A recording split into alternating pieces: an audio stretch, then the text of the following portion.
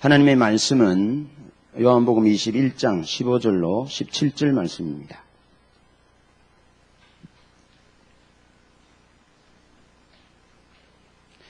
요한복음 21장 15절로 17절. 우리 다 함께 한 음성으로 합독하겠습니다. 시작. 그들이 조반 먹은 후에 예수께서 시몬 베드로에게 이르시되 요한의 아들 시몬아 네가 이 사람들보다 나를 더 사랑하느냐 하시니 이르되 주님 그러하나이다. 내가 주님을 사랑하는 줄 주님께서 아시나이다. 이르시되 내 어린 양을 먹이라 하시고 또 두 번째 이르시되 요한의 아들 시몬아 내가 나를 사랑하느냐 하시니 이르되 주님 그러하나이다. 내가 주님을 사랑하는 줄 주님께서 아시나이다.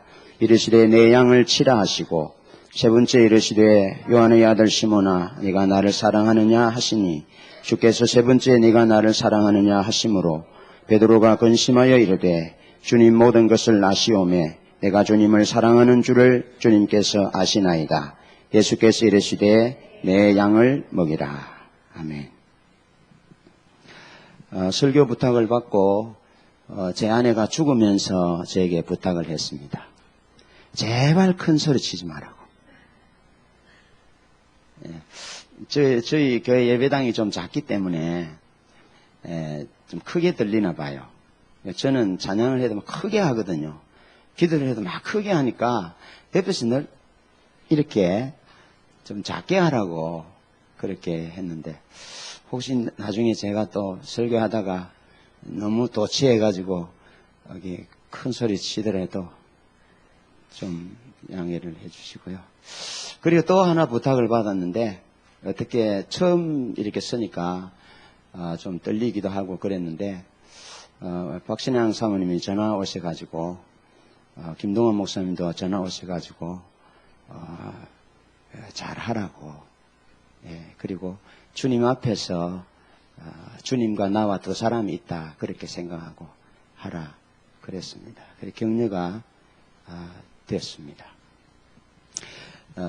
어떻게 말씀을 전할까 기도하고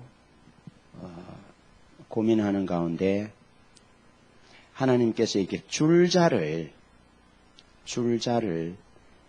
보이시고 또 이렇게 예쁜 아가씨의 머리 있잖아요. 이렇게 참한 머리를 보이셔서 주님이 주님의 신부를 세우는 일에 주님의 교회를 세우는 일에 우리를 초청하고 계신다. 그렇게 적용을 했고요. 그러면서 우리 샘물교회 선교에서 우리가 늘 듣는 것은 이제 다림줄이잖아요. 하나님의 다림줄, 하나님의 기준. 그래서 성경을 캐논이라 하는데 캐논은 이제 잣대라는 거잖아요. 이렇게 바른지 굽었는지를 이렇게 딱 바르게 측정할 수 있는 자를 캐논이라 그래서 성경을 그렇게 말합니다. 그래서 우리가 계속 듣는 말씀 가운데 주께서 담 곁에 다림줄을 들고 이제 이스라엘의 담이 어떻게 바로 쌓여졌는지 다림줄을 띄우셨다 했잖아요. 그래서 우리가 큰 그림에 있어서 하나님을 따라가는 데 있어 하나님은 우리에게 이미 다림줄을 띄우셨다 그렇게 저는 믿어요. 우리가 여기 계신 분들 가운데 십자가 복음을 모르시는 분이 없고 또 중보기도에 대해서 모르시는 분이 거의 없을 것이고 또 영적 분별력이라든지 뭐 예배 회복이라든지 이런 부분들 큰 기준에 대해서는 이제 모르시는 분이 거의 없을 것으로 그렇게 생각이 돼요. 큰 다림줄은 띄워졌다라는 거죠. 그러면서 오늘 저는 하나님이 우리에게 신부가 입는 그 드레스, 그 옷을 우리가 맞추기를 원하신다. 그렇게 생각을 합니다. 각자가 전체적인 다림줄은 띄워졌지만 우리 각자가 하나님 앞에 그 말씀의 다림줄에 적용하는 부분이라든지 그렇게 주님을 따라가는 부분들은 다 편차가 있을 거잖아요. 정도가 차이가 있을 것인데 전체적인 다림줄은 큰 다림줄은 다 같이 적용될 수 있지만 옷을 만들 때 이렇게 줄자를 잴 때 몸이 좀 어떤 분처럼 뚱뚱하시면 좌줄이 많이 갈 것이고, 또 배가 많이 나왔으면 배 부분이 좀 더 갈 것이고, 뭐 홀쭉한 부분은 홀쭉하게, 허리 부분 이런 부분들 그렇게 달라지겠죠. 예. 그런 구체적인 우리가 주님을 따름에 있어서 우리가 어떻게 주님을 구체적으로 따라갈 것인지에 대한 그런 말씀을 나눌 필요가 있겠다. 그렇게 정리를 하고 의미를 부여하게 됐습니다. 그러면서 하나님의 말씀이 우리가 신앙의 본질, 하나님과의 친밀한 교제 가운데 하나님을 알고 하나님을 사랑하는 신앙의 본질에 대해서 이제 많이 들었잖아요. 이제 많이 듣고 하나님을 알고 하나님을 사랑하는 삶은 신앙의 본질이고 핵심인데, 그것은 무엇을 구함으로 가능하죠? 네. 하나님의 얼굴을 역시 다 하셨군요. 물 있으면 좀 주시죠. 여기 뭐 이게 차가 돼가지고 이게 목이 그렇지 않아도 지금 처음 서가지고 떨리는데 목이 마른데 물을 좀 주십시오. 네. 신앙의 본질은 하나님과의 친밀한 교제를 말하죠. 하나님과의 친밀한 사랑의 교제를 말하는데, 하나님과의 친밀한 사랑의 교제를 통해서 우리가 하나님을 알고 하나님을 사랑하는 거죠. 그런데 이 삶이 가능하기 위해서는 하나님의 얼굴을 구할 때에 가능하다. 그래서 하나님과의 친밀한 교제가 오면 반드시 하나님의 행하심을 보고 온 삶을 다하여 동참하는 동력자의 삶이 같이 가야 된다는 거죠. 예. 그런데 제가 여러분과 함께 나누고자 하는 부분은 이 동력자의 삶이, 요즘 목사님은 하나님을 알고 하나님을 사랑하는 것이 우선이고, 그 다음에 동력자의 삶은 하나님을 알고 하나님을 사랑하는 것에 대한 반응으로 나타난 것이라 그랬고, 동력자의 삶이 되기 위해서는 반드시 하나님을 알고 하나님을 사랑하는 친밀한 교제, 신앙의 본질 가운데 있어야 된다 그렇게 말씀했고, 동력자의 삶을 잘 살아갈 때, 전 존재로 하나님의 행하심을 보고 따라갈 때 우리는 하나님을 더 사랑하는 일에 열심하고 쉬워질 수 있다. 그렇게 말씀하셨죠. 그러면서 제 마음 가운데 늘 예배하고 또 섬기고 교제하고 하면서 마음의 아쉬움과 내 나름대로의 갈망은, 하나님을 알고 사랑하는 이런 그 친밀한 교제 가운데, 신앙의 본질 가운데 서 있는 이 부분은 잘 아는데, 하나님의 기준에 대해서 늘 말씀하니까 잘 아는데, 이 동력자의 삶의 부분에 있어서 좀 결함을 보이는 부분들이 발견되어지는 거예요. 예를 들어서 동력자라고 말하면 어떤 특정한 일을 함으로 동력자가 아니라, 주님이 주의 백성들, 주의 교회를 주님이 원하시는 대로 세워가는 데 있어서 우리가 관계를 맺는 부분이라든지 교회를 선택하는 부분이라든지 여러 가지 부분에서 우리가 이게 균형이 잡히지 않은 부분들을 보게 되는 거죠. 인정하시나요? 예. 그런 부분들을 바라보면서 이 유정 목사님 말씀하실 때 이 둘은 항상 같이 가야 된다. 그렇게 말씀하고 있는 겁니다. 항상 같이 가고 보완하고 더 심화하고 더 강화하는 그런 부분들이 우리가 같이 가지 않으면 자칫 우리가 하나님의 본질을 추구하고 하나님의 기준을 추구하는 그런 사람들이 된 우리가 자칫 신바리새인과 같은 그런 실수를 범할 수 있겠다라는 것들이 보여지는 거죠. 예. 저만 느끼는 것인지 모르겠지만 참 여러 번 제가 이런 부분들을 느꼈습니다. 그래서 우리가 사실은 세상 가운데 안 믿는 사람들 가운데 하나님 살아계신 것을 드러내기 위해서는 우리가 하나님을 알고 하나님을 사랑하는 그 부분은 교회에만 주로 있죠, 거의. 물론 하나님이 오셔서 부흥으로 회복과 부흥으로 역사하셔서 오시면 세상이 하나님을 볼 수 있겠지만 그렇게 되기 전까지 과정에서 세상은 우리가 하나님을 알고 하나님을 사랑하는 것에 머물러 있을 때 세상은 하나님을 보는 부분이 보지 못한다는 거죠. 그러면 우리가 하나님을 알고 하나님을 사랑하는 교회 가운데서 이렇게 하나님을 알고 사랑하는 이런 삶의 열정을 다한다면 반드시 동력자의 삶으로 나타나야 되는데, 이것은 교회 안에뿐만 아니고 사람들과의 관계라든지 안 믿는 사람들과의 관계라든지 이런 사회적으로 세상적으로 동력자의 삶이 나타나야 하는데, 이런 부분에 있어서 우리가 균형을 맞추지 못하면 나타나지 않는다라는 겁니다. 어떤 목사님과 교제하는 가운데 세상 사람들은 신앙의 본질이 뭐며 친밀한 교제가 뭔지 하나님 얼굴을 구하는 것에 대해서 모른다라는 거예요. 아시겠죠? 모른다는 거예요. 그러면 이게 하나님을 알고 하나님을 사랑하고 하나님 얼굴을 구하는 것은 우리에게만 해당되는 거예요. 그러면 세상 사람들이 우리를 통해서 하나님을 볼 때 무엇을 통해서 하나님을 보느냐라는 거죠.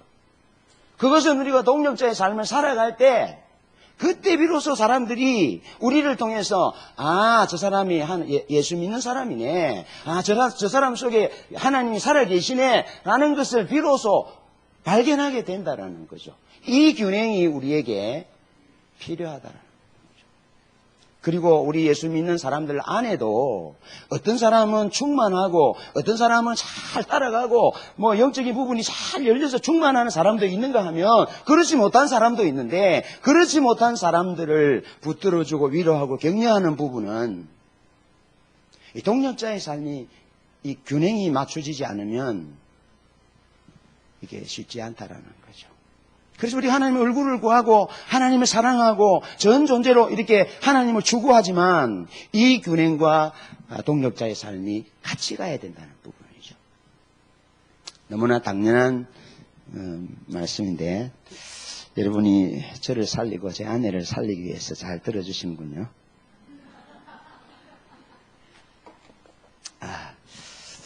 제가 가다가 제 아내 손을 한번 잡아볼 겁니다. 살아났는지.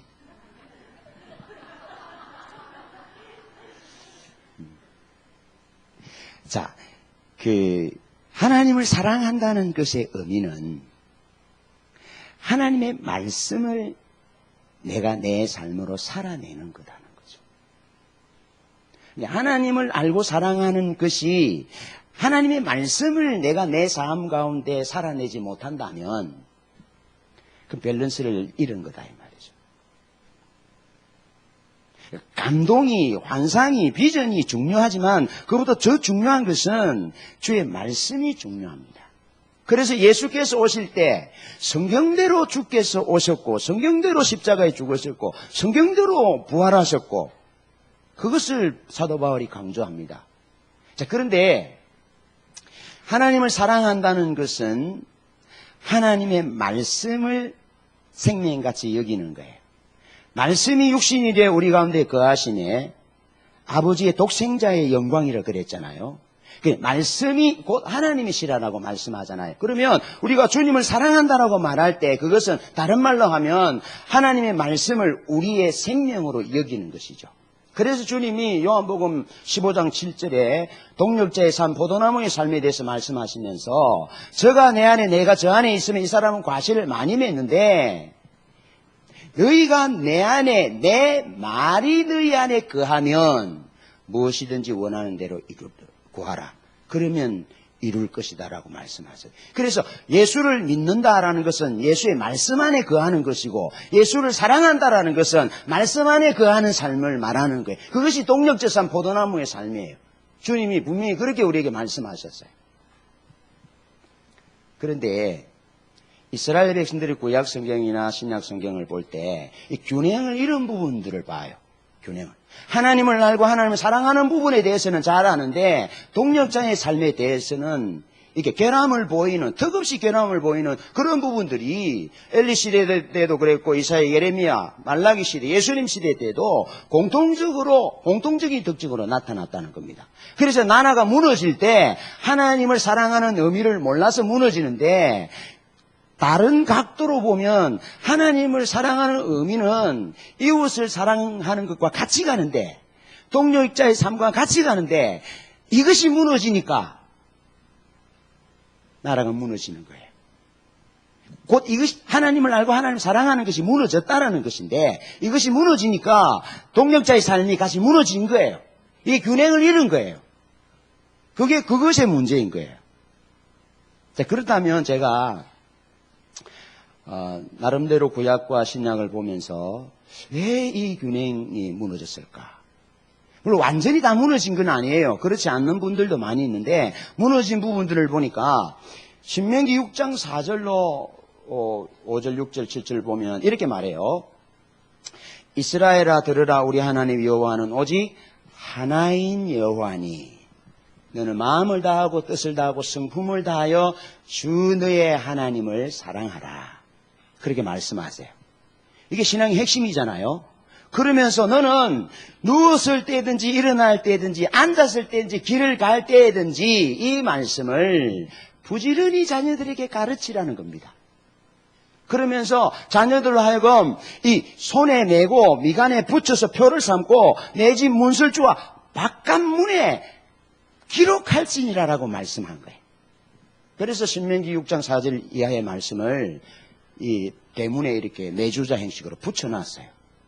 길게. 신명기 6장 4절 이하의 말씀을 넣어서, 혹은 십계명을 넣기도 하지만 그렇게 넣고, 그리고 그 말씀을 이제 바리새인들이 경문을 찾잖아요. 경문을 이마에 미간에 붙여 표를 삼고, 그 안에 들어가는 내용은 하나님을 사랑하는 내용입니다. 마음을 다하고 성품을 다하고 뜻을 다해 하나님을 사랑하라는 말씀이 여기 붙어 있다 이 말이죠. 그러면서 하나님이 능력이신데 하나님의 능력을 나타내기 위해서 왼손에다가 그 말씀을 냈다 이 말이죠. 아시겠죠?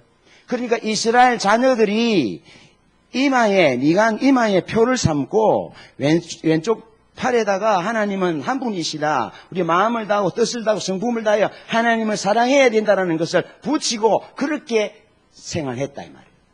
부모들이 그것을 가르쳤다 이 말이죠.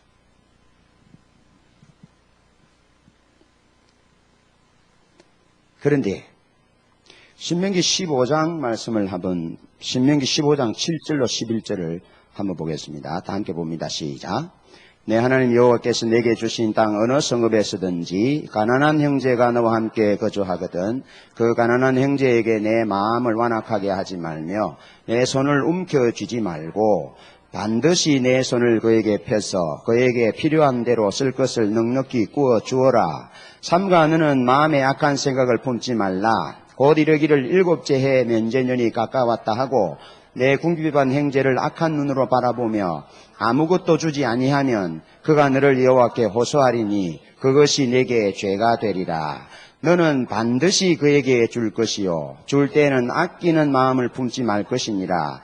이로 말미암아 내 하나님 여호와께서 내가 하는 모든 일과 내 손이 닿는 모든 일에 내게 복을 주시리라. 땅에서는 언제든지 가난한 자가 거치지 아니하겠으므로 내가 내게 명령하여려노니 너는 반드시 내 땅 안에 내 형제 중 곤란한 자와 궁핍한 자에게 내 손을 펼지니라. 아멘. 여러분 몇 절을 읽었는데 공통적으로 나타나는 것이 무엇입니까? 단어가 반드시라는 단어입니다. 반드시라는 단어가 8절에도 나타나고요, 10절에도 나타나고요, 11절에도 나타납니다. 반드시 그래라, 반드시 그래라, 반드시 그래라. 같은 신명기 말씀에 그렇게 기록하고 있습니다. 하나님을 마음을 다하고 성품을 다하고 뜻을 다해 하나님을 사랑하고, 그리고 10장 15장 이 넘어오면서 그냥 하나님만 사랑하라고 말하지 않고 내 이웃을, 연약한 자를 반드시 구워주고 돌봐주고 사랑해야 한다. 그렇게 말씀해요. 신명기는 출애굽 2세대들에게 모압 평지에서 모세가 다시 선포한 말씀이에요. 자, 그렇다면 출애굽 1세대들이 시내산에서 하나님으로부터 말씀을 받은 말씀은 레위기 말씀이잖아요. 레위기 내용이 있어요. 거기 19장 18절에 보면 이렇게 말씀하세요. 동포를 원망하지 말고, 원수를 갖지 말고 동포를 원망하지 말며 이웃 사랑하기를 내 몸과 같이 하라. 나는 여호와니라. 이렇게 말씀. 한번 읽어볼까요? 시작. 원수를 갚지 말며 동포를 원망하지 말며 이웃 사랑하기를 내 자신과 같이 하라. 나는 여호와니라. 그런데 예수님께 마태복음 22장 36절로 40절 그 앞부분 보면 한 율법사가 예수님께 나와서 가장 큰 계명이 무엇입니까? 그렇게 물어요. 병행 구절에서는 서기관이 나와서 가장 큰 계명이 무엇입니까? 라고 물어요. 그러니까 율법사나 서기관들은, 특히 서기관, 바리새인들 가운데 서기관이 나왔는데, 서기관은 모세오경을 외워야 된다, 외우는 사람들이 했잖아요. 그럼 모르겠습니까? 그래, 아는 사람인데 예수님께 물어봅니다. 물어보니까 예수님이 내 마음을 다하고 성품을 다하고 뜻을 다하여 또 혹은 목숨을 다하여 주 너의 하나님을 사랑하라. 이것이 크고 첫째 되는 계명이요. 거기까지만 말씀하지 않고 신명기는 거기까지만 있습니다. 그런데 성경 신명기라든지 레위기를 보면 이웃을 사랑하라는 말씀과 같이 가고 있는데 예수님이 거기에서 다시 둘째는 그와 같으니 내 이웃을 내 몸과 같이 사랑하라. 그렇게 말씀하세요. 주님이 그렇게 균형 강조하여 말씀하시듯이 말씀한 부분은 균형이 잡힐 부분이 필요하다라는 겁니다. 그러면서 다른 구절을 보면 호세아 6장 6절에 나는 인애를 원하고 제사를 원치 아니하며 번제보다 하나님을 아는 것을 원하노라 그렇게 말씀하잖아요. 그 신앙의 본질에 대한 얘기, 하나님을 알고 하나님을 사랑하는 부분에 대해서 말씀하세요. 그런데 주님은 마태복음 9장 13절에 이렇게 말씀하세요. 너희는 가서 내가 긍휼을 원하고 제사를 원치 아니하노라 하신 뜻이 무엇인지 배우라. 그렇게 말씀하셨어요. 자, 그렇게 보면 이스라엘 백성들 가운데 하나님을 알고 하나님을 사랑하는 부분이 뚜렷이 구별됐지만 이웃에 대하여 책임을 다하는 부분은 결함을 보였다는 겁니다. 그래서 아모스에서 보면 가난한 자의 신 한 켤레를 탐내고 의인을 팔고 어제 저녁에는 혼자 된 여인의 집에 아버지가 들어가고 오늘 저녁에는 아들이 들어가고 아모스의 말씀이 그렇게 기록하고 있습니다. 가난한 자에 대한 압제, 연약한 자에 대한 배려 없어진 거예요. 그 왜 그렇겠습니까? 저는 그렇게 생각합니다. 말씀을 우리가 받을 때 균형 잡히게 받아야 된다는 겁니다. 하나님을 알고 하나님을 사랑하는 것만 강조하는 것이 아니고 동력자의 삶에 대해서 강조하는데 이웃을 사랑해야 한다. 하나님이 주신 부와 축복을 가난하고 연약한 자들에게 나누어야 한다. 그래서 구약 성경에 몇몇이 흐르는 말씀은 객과 고아와 가부를 배려해라. 도와주어라. 수수할 때 다 하지 말고 그냥 남겨둬야 한다. 만약에 그렇지 않으면 그 사람들이 억울한 호소를 하나님께 기도하면 하나님 반드시 들으실 것이다. 그렇게 말씀하고 있는 거죠. 경건은 찬양을 잘하고 기도를 많이 하고 모양이 거룩한, 걸음걸이가 거룩하고 고상한 것이 경건이 아니고 연약한 자, 작은 자, 소외당한 자에 대해서 내가 어떻게 대하느냐에 따라서 그 사람이 경건한이 아닌지를 알 수 있는 거죠. 그래서 하나님이 기뻐하시는 금식은 흉악한 결박을 풀어주는 겁니다. 연약한 자를 배려하는 겁니다. 그래서 주님은 여자와 아이와 부모 없는 고아와 과부와 나그네에 대해서 그 연약한 자잖아요. 울타리가 없는 자들이잖아요. 그런 자들에 대해서 배려해라. 배려해라. 갈시하지 말아라. 라고 말씀하는 거죠. 이 균형이 같이 가지 못하는 부분은 아무래도 강조점이 좀 다른 데 있지 않았는가 그렇게 볼 수 있는 거죠. 신명기 말씀도 그렇고 호세아 6장과 마태복음 9장 13절의 말씀을 주님이 인용하는 부분들도 그렇고 또 마태복음 22장에서 주님께서 서기관과 율법사에게 물어볼 때에 주님이 신명기의 말씀을 말씀하지 않고 이 레위기 19장 18절 말씀이라든지 또 신명기 15장 7절로 11절의 말씀이 이 부분들이 사실 이것이 균형 잡힌 말씀이 하나님의 뜻이죠. 성경 전체에서 우리에게 주는 메시지죠. 그래서 우리가 하나님을 구하고 사랑하고 예배당에서 하나님을 구하고 찬양하고 사랑하는 부분도 필요하지만 나아가서 하나님의 사랑으로 이름으로 축복하고 돌보고 사랑하는 헌신하고 구제하는 연약한 자를 돌보는 그런 삶이 같이 가야 된다. 자, 그렇다면 왜 안 되었을까? 왜 예수님 당시 종교 지도자들이 안 됐을까? 그 부분을 알 수 있는 정보가 누가복음 10장 부분에 나와 있는데요. 안 찾으셔도 됩니다. 누가복음 10장에 보면 선한 사마리아인의 비유가 나와요. 선한 사마리아인의 비유가 나오는데 그 비유에 보면 등장하는 인물은 레위인이 등장하고 제사장이 등장하고 사마리아인이 등장하죠. 한 사람이 예루살렘에서 여리고로 내려가다가 강도를 만났어요. 그랬더니 레위인이 보고 지나가고 제사장도 보고 지나갔어요. 그런데 한 사마리아인이 보고 상처에 포도주를 붓고 그를 데리고 주막으로 가서 치료해주고 주인에게 데나리온 둘을 주면서 좀 치료해달라, 돌봐달라. 만약에 부족하면, 부비가 부족하면 내가 갔다가 여행 중에 있는데 갔다가 올 때 내가 주겠다라고 부탁을 한 거예요. 왜 그랬을까라고 볼 때 신앙자 보른캄이라는 분이 나사렛 예수라는 책을 썼어요.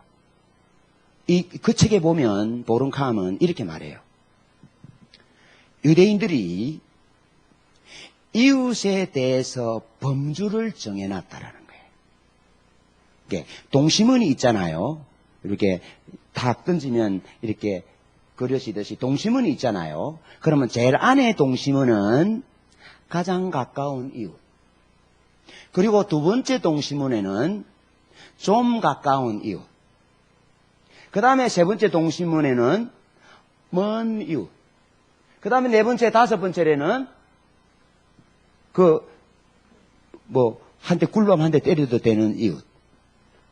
돈 빌려서 안 줘도 되는 이웃.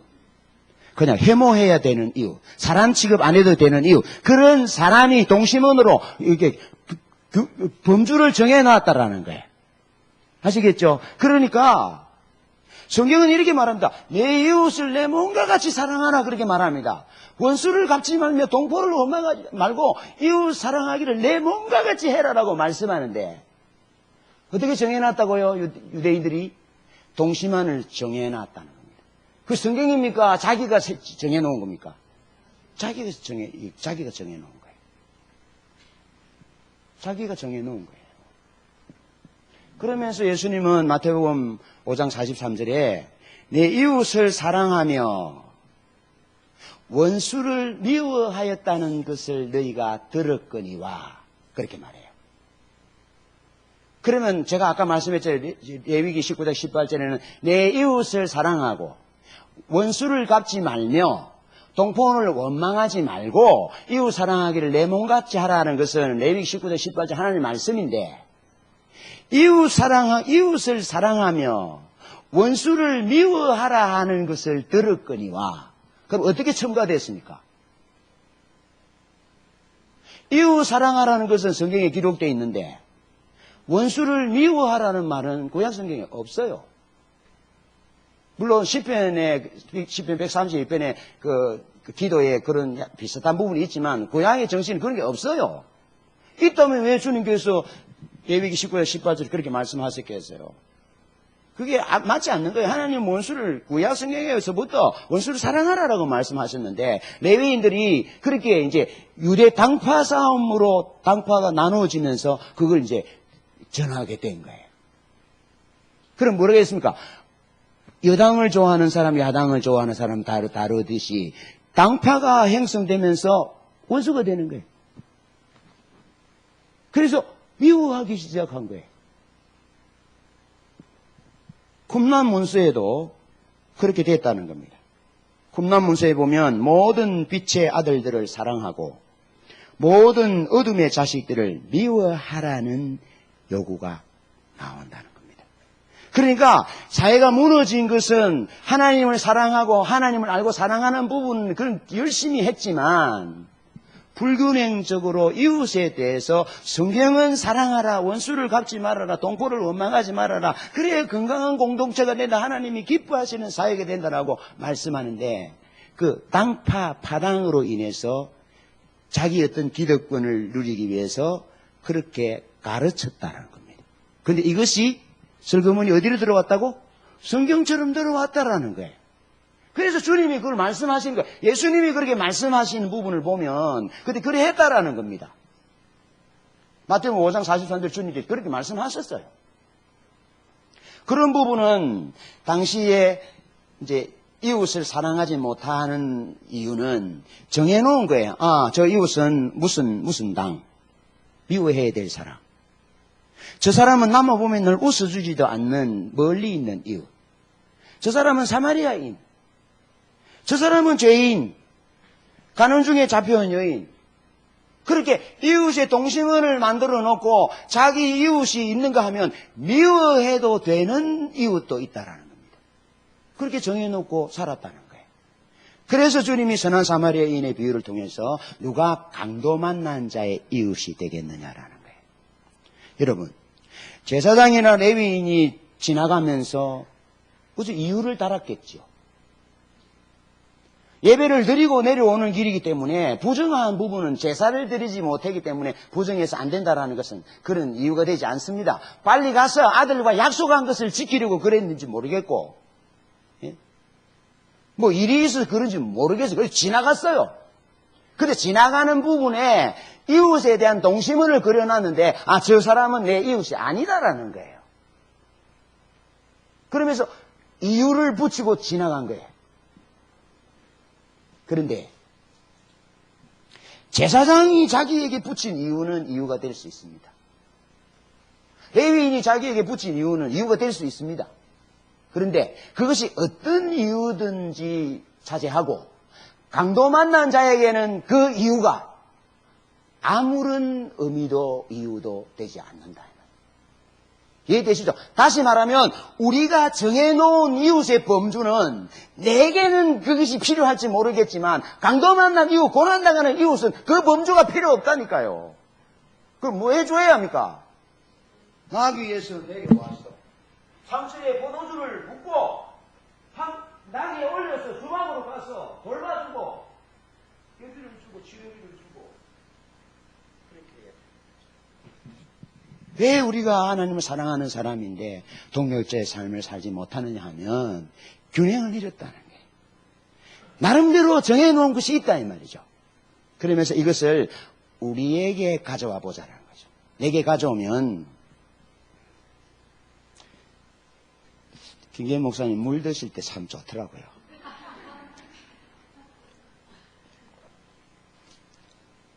왜 웃습니까? 나도 저 물 한번 먹어봐야지.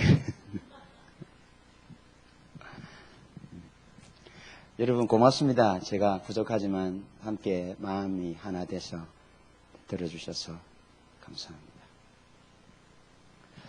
여러분 우리가 프로이드의 영향을 많이 받습니다. 프로이드. 그러니까 무의식 세계에 우리의 무의식 세계에 우리가 영향을 입고 있다. 자아와 초자아와 이런 부분들. 그러면서 프로이드의 이론 가운데 이런 게 있죠. 우리의 과거의 어떤 경험이 우리의 현재와 미래를 지배하는. 여러분 과거에 우리가 죄인이었어요. 원수된 자들이었어요. 주님이 오셔서 죄인을 용서해 주시고 원수된 자를 하나님과 화목하게 하셨어요. 그게 성경이에요. 그런데 프로이드는 뭐라고요? 과거의 어떤 경험이 현재와 미래를 지배한다라는 거예요. 그 성경입니까? 진리입니까? 진리 아닙니까? 그 진리 아니에요. 그게 속으면 안 돼요. 물론 내적 치유를 받아야 될 부분은 반드시 있습니다. 우리 큰놈이 내적 치유 갔잖아요. 광주에. 우리 큰딸이. 그래가지고 이기수 목사님 이름을 콕 찍어가지고 왜 왔어? 뭐 치료받아야 될 게 있으니까 없대. 그런데 그날 깨졌잖아요. 그래가지고 저거 아버지 나가니까 내일 가슴팍을 치면서 울면서. 그래서 제가 얼마나 이기수 목사님께 나쁜 아버지가 됐는지.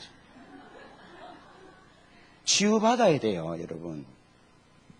이 내적인 부분이 치유가 되지 않으면 복음을 원형 그대로 전달하고 대비주는 부분이 결함 문제가 있어요. 그래서 치유받아야 되는 거죠. 그 치유 자체를, 상처 자체를 부정한다는 것은 아니고, 아들러라는 심리학자는 이렇게 말해요. 과거의 프로이드의 이론에서 과거의 어떤 사건이 상처가 된 것은 분명하다. 그런데 다른 사람이 그 사람에게 상처 주었다라고 말하지 말고 그 사람이 그 사건을 가지고 자기에게 의미를 그렇게 지었다라는 거예요. 아시겠죠? 그러면 만약에 그렇지 않다면 술 먹는 아버지 밑에 태어난 아들, 딸들은 다 술 먹어야지. 그런데 술을 먹는 사람도 있는가 하면 술을 안 먹는 사람도 있잖아요.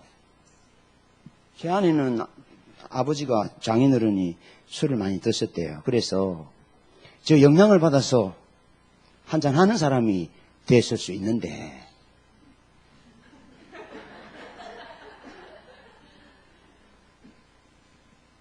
그렇게 한잔하는 사람이 아니고 의미를 부여하기를 나는 술 안 먹는 사람하고 결혼하리라. 그렇게 의미를 그렇게 부여했다라는 거예요. 다시 말하면 과거의 어떤 사건이 내 지금 현재와 미래를 결정하게 하지 마라 이 말이죠. 그건 성경이 아니라 이 말이죠. 주님이 이미 우리를 자유케 하셨고 주님이 우리를 완전하게 하셨고 어렵게 하셨고 화목하게 하셨는데 깨끗하게 하셨는데 거기 의미를 부여해서 과거의 어떤 상처 때문에 내가 지금 이렇다 나는 달라지지 않느라라고 정당화시키는 것인데 그거 속는 거라고요. 거기 프로이드의 이론이나 그 상처에 근거를 하여 우리가 쓰는 것이 아니고 주의 말씀에 근거하여 쓰는 거예요. 주의 말씀에 근거하여. 우리가 자유를 얻었는데 사랑으로 종로를 얻기 위해서 하나님 우리에게 자유를 주셨다 했잖아. 이제 우리가 자유를 얻은 백성답게 어떻게 의미를 하나님의 얼굴을 구하고 하나님의 목적되는 삶과 의미를 부여해서 우리가 현재와 미래를 개척해 나갈 것이냐. 지금 내게 부족한 것이 있는데 이것을 어떻게 진리 위해서 그것을 깨뜨려 나갈 것이냐가 그게 우리의 관건인데 안 한다라는 거예요. 마치 유대인들이 동심원을 그려놓고 가까운 이웃, 먼 이웃 이렇게 정해놓은 것처럼 아시겠죠? 그렇게 해놓은 것처럼 우리도 옛날에 우리가 성장할 때 부모가 일찍 돌아가셨고 뭐 어떻게 했기 때문에 내가 그런 환경 가운데 살았기 때문에 내가 지금 이래 내비도 그 나이 좀 이해해도 새로운 피조물이라니까요. 새로운 피조물. 새로운 피조물.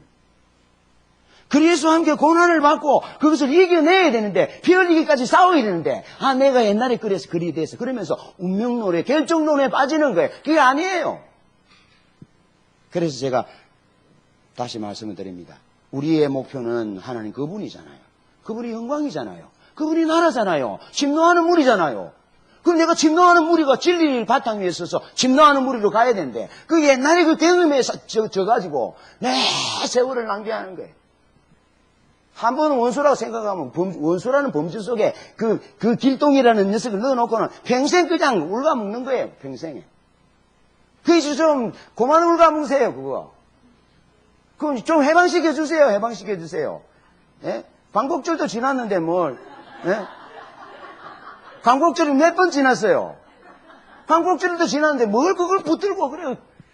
꼬창꼬창하게. 좀 쿨하게 좀 쿨하게. 어떻게 의미를 부여하느냐에 따라 달라진다. 아멘? 의미를 부여하는 거죠. 이 부분들이 균형을 맞춰야 돼요. 그래서 주님께서 말씀하시는 부분이 그렇다면 그 내 어떤 자존심이라든지 내 상처라든지 이런 부분들을 자르고 진리를 붙잡아야죠. 가야죠. 안 된다고요? 완벽하지는 않겠지만 싸워야죠. 이 가치의 인식의 전환이 우리에게 필요하다. 어떤 과거의 경험에 내가 현재와 미래가 결정되는 것이 아니에요. 얼마든지 달라질 수 있어요. 윤봉길 여사가 죽으면서 아들들에게 글 남긴 게 있잖아요. 아버지가 없어도 아버지가 없는 나폴레옹이나 아버지가 없는 위인들, 위대한 사람들에 대한 예를 들면서 그들은 그 어머니가 있었다라고 얘기하잖아요. 이 어머니가 그들의 어머니 같이 될 것이다라고 말하잖아요. 어머니 없는 거, 과거의 어떤 상처, 트라우마, 그게 잡힐 게 아니에요. 주님이 우리를 자유케 하셨어요. 그거 붙드셔야 돼요. 말씀의 토대 위에 우리가 서야 되는 거죠. 그러면서 하나님을 존중한다라는 것은 하나님 말씀을 존중하는 거예요. 자, 엘리의 예를 이제 드는데요. 제 아내가 그러더라고요. 오늘 당신 많이 등장하오? 여러분, 제가 제 아내를 뭐 이렇게 높이고 그래서 아닙니다. 이게 사실은 뭐 좀 희생양이 필요하거든요. 제가 뭐 여기서 뭐 누구를 희생양으로 삼겠습니까? 이게 좀 안 좋게 표현하면 희생양이고, 좋게 표현하면 가장 잘 친한 이제 파트너니까 뭐 무슨 얘기를 해도 이해하니까 그렇게 하죠. 저는 뭐 이왕 김기현 목사님이 설교해달라고 부탁받을 때 죽었거든. 그러니까 뭐 가다가 뭐 내 아내한테 뭐 무슨 뭐 바가지를 긁기듯이 그래도 뭐 한 번 죽지 두 번 죽겠어요. 괜찮아요. 그 제 아내가 이랬어요. 여보, 인용할 게 엘리 얘기밖에 없네. 말문이 콱 막히더만요. 지가 한번 해보지.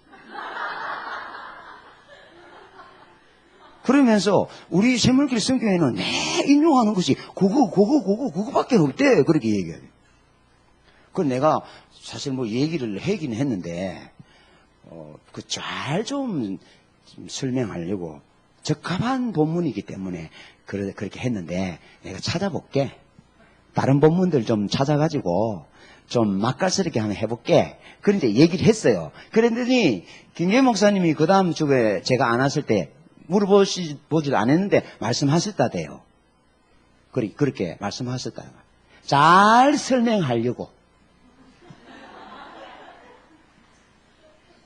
그렇게 제가 가만 보니까 저도 좀 비슷하게 말을 했더라고요. 그래서 엘리의 예를 한번 들어봅니다. 엘리의 예를 들어보는데, 엘리의 예는 이제 우리가 한번 봅니다. 사무엘상 2장 12절부터 17절 한번 봅니다. 한번 같이 보겠습니다. 앞에 떴습니다. 시작. 엘리의 아들들은 행실이 나빠 여호와를 알지 못하더라. 그 제사장들이 백성에게 행하는 관습은 이러하니 곧 어떤 사람이 제사를 드리고 그 고기를 삶을 때에 제사장의 사원이 손에 세 살 갈고리를 가지고 와서 그것으로 냄비에나 솥대나 큰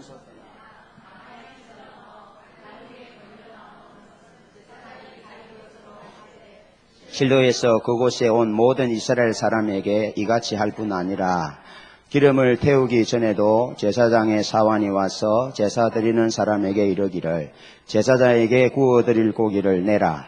그가 내게 삶은 고기를 원하지 아니하고 날 것을 원하신다 하고 하가.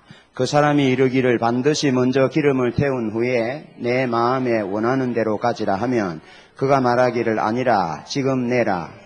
그렇지 아니하면 내가 억지로 빼앗으리라 하였으니 이 소년들의 죄가 여호와 앞에 심히 크면 그들이 여호와의 제사를 멸시함이었더라. 아멘. 12절 한번 다시 한번 띄워주십시오.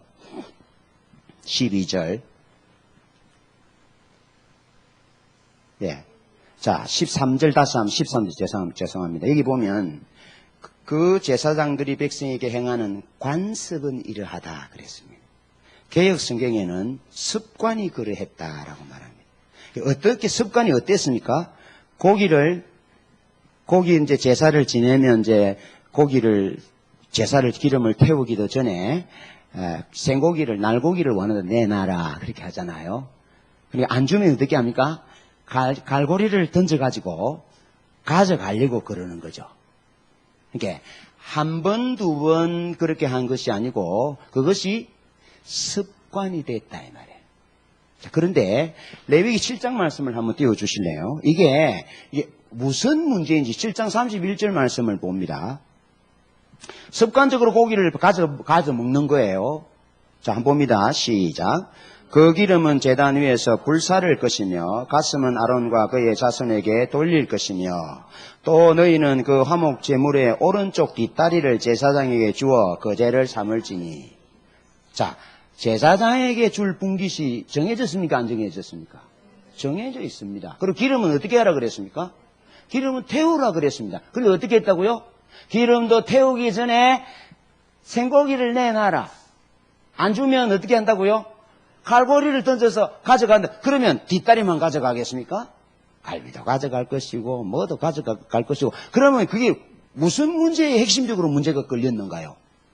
하나님의 제사를 멸시했는데, 습관적으로 멸시했는데, 하나님의 제사를 멸시한 그 핵심이 무엇입니까? 하나님의 말씀을 그냥 밟았다 이 말이죠. 말씀을. 하나님이 말씀하신 대로 해야 되는데 말씀을 마음대로 하는 거예요. 자, 그러면서 그 다음 절 한번 보여주십시오. 사무엘상 2장 22절 읽어봅니다. 시작.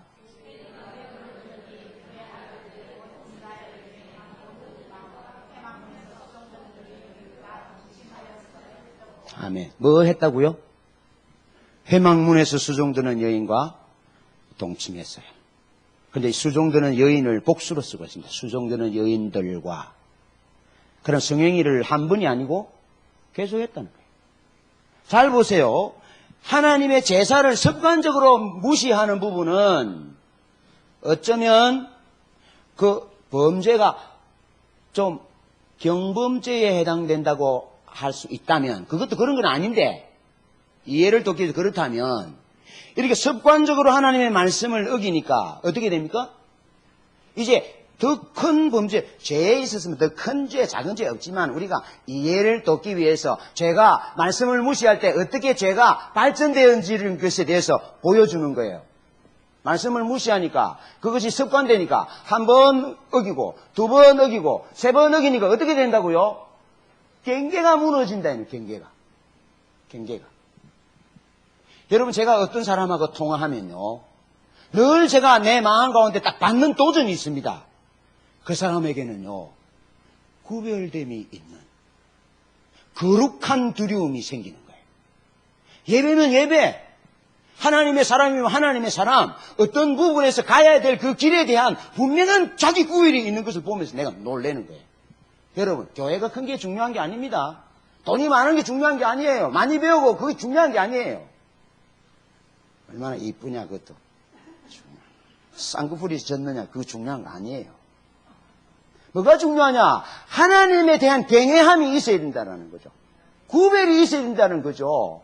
하나님의 것은 하나님의 거라는, 하나님의 말씀이 생명이라는 이 철저한 구별이 없으면요, 목사는 가짜 됩니다. 싹군 됩니다. 여러분 성도 우리 모두요, 다 세상 사람들보다 못한 사람들. 그러면 맛을 잃은 소금처럼 밟힌다니까요. 저는 그렇게 생각합니다. 우리 한국 교회의 많은 부분이 이 구별이 없는 거예요. 하나님의 백성이라는 구별이 없어요.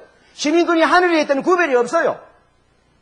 예수와 함께 상속자라는 이 거룩한 구별이 없다니까요. 거룩한 구별이 없으니까 거룩한 분노도 없어. 진노하는 무리를 그냥 언제 세워져? 주님을 향한 질투도 없는데 언제 진노하는 무리를 세워지겠어요? 거기. 안 됩니다. 안 돼요.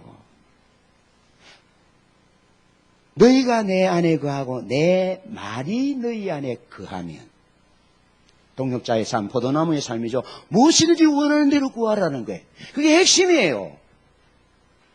하나님의 말씀에 목숨을 거는 거예요. 아멘. 하나님의 진리의 말씀에 목숨을 걸고, 진리의 말씀이 그렇지 않다면 그 우리가 정해놓은 것, 가르침 받은 것, 학업, 어떤 사상, 그거 아니에요. 그거 다 무너져야 돼요. 진리만이 영원할 것입니다. 하나님 회전하는 그림자도 없으세요. 그분의 통치를 늘 순간순간 받는 거죠. 그래서 하나님이 우리의 왕되심의 의미를 김계현 목사님이 그렇게 말하잖아요. 하나님의 말씀이 우리 속에 거한다는 의미는 예수님이 우리 삶의 모든 영역에서 왕이 된다라고 말해요. 우리 삶의 영역에서 하나님 예수가 왕이 되는 것만큼, 다시 말해서 하나님의 말씀이 우리 삶의 영역에서 왕이 되고 적용되는 만큼 우리는 하나님 나라를 경험한다라고 말하는 거예요. 하나님 그분이 살아계심을 경험한다는 거죠. 그 말씀이 내 말이 너희 안에 거하면 너희가 내 안에 거하고 내 말이 너희 안에 거하면 무엇이든 원하는 대로 구하라. 그럼 이룰 것이다. 하나님 나라를 경험하는 거죠. 하나님 살아계심. 핵심이 하나님 말씀이라니까요. 말씀.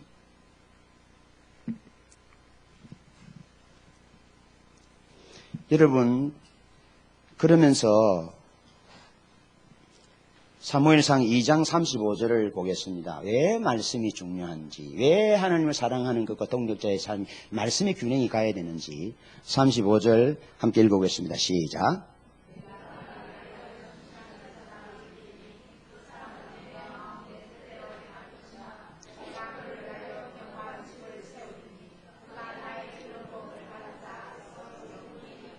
아멘. 하나님이 일으키실 충실한 제사장은 하나님의 말과 하나님의 뜻대로 행하는 자를 일으킬 것이라고 말했어요. 그 사람을 하나님이 그 집을 견고히 세우셔서 영구히 행하게 할 것이라고 말씀하세요. 자, 그러면서 요한계시록 3장 한번 보여주세요. 요한계시록 3장 8절과 11절 함께 읽어봅니다. 시작. 볼지어다 내가 내 앞에 열린 문을 두었으되 능히 닫을 사람이 없으리라. 내가 내 행위를 아노니 내가 작은 능력을 가지고서도 내 말을 지키며 내 이름을 배반하지 아니하였도다. 내가 나의 인내의 말씀을 지켰은즉 내가 또한 너를 지켜 시험의 때를 면하게 하리니 이는 장차 온 세상에 임하여 땅에 거하는 자들을 시험할 때라. 아멘. 빌라델비아 교회에 대해서 하나님이 말씀하시는 거예요. 스무나 교회, 빌라델비아 교회만 칭찬받았잖아요.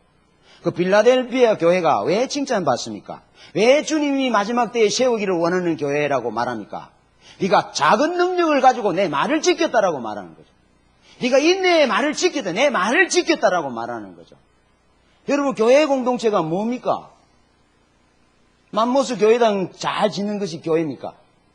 왜 우리가 신앙의 본질을 추구합니까? 왜 우리가 하나님의 얼굴을 구합니까? 하나님 그분이 우리의 생명이고 하나님 그분의 말씀이 우리 삶을 통치하는 것에 그런 교회가 되길 열망해서 우리가 이게 모였잖아요. 좋은 교회, 큰 교회 오라는데 안 갔어, 못 가. 갈 수가 없어. 하나님이 원하시는 말씀 그대로 주님이 주인 되신 머리 되신 교회에 섬겨보려고. 그래 남아있다고요, 저는. 여러분은 어떠세요? 여러분 안 그렇나요? 어쩌든지 한 사람이라도 침노하는 무리를 세우지 그냥 어중이 떠중이 10만 명 100만 명 거기서 뭐 하겠어요? 그래서 주님이 머리 되시고 주인 되셔서 주님 말씀하시는 대로 순종하는 교회에 섬겨보려고 있는 거예요. 여러분 여기 계시는 목사님들 여러분 존중하셔야 돼요. 존경하시고요. 또 여기 계시는 평신도 여러분 정말 존경합니다. 사랑합니다. 그런데 왜 제가 이렇게 합니까? 왜 존경합니까? 주의 말씀에 적은 능력을 가지고 환난이 있지만 하나님의 말씀에 우리의 생명을 거는 그것 때문에 사랑하고 존경하는 거죠. 그게 가치 있는 거예요. 그래서 주님이 빌라델비아 교회에 그걸 칭찬하는 거예요. 네가 내 말을 지켰구나. 배반하지 않았구나. 주님이 세울 제사장은 어떻다고요? 하나님의 마음과 하나님의 말대로 뜻대로 하는 사람을 하나님이 세우셔서 그 집을 영원히 세우시고 영구하게 할 것이라고 말씀하는 거죠. 이 균형으로 돌아오셔야 합니다. 돌아오셔야 돼요. 자, 그러면서 요즘 목사 이렇게 말씀하시잖아요. 신앙을 위한 신학의 출처의 네 가지를 얘기했는데 첫 번째는 성경이고요. 두 번째로는 전통이고 세 번째로는 이성이고 네 번째로는 경험이에요. 그런데 이게 요리 와야 된다 이 말이에요.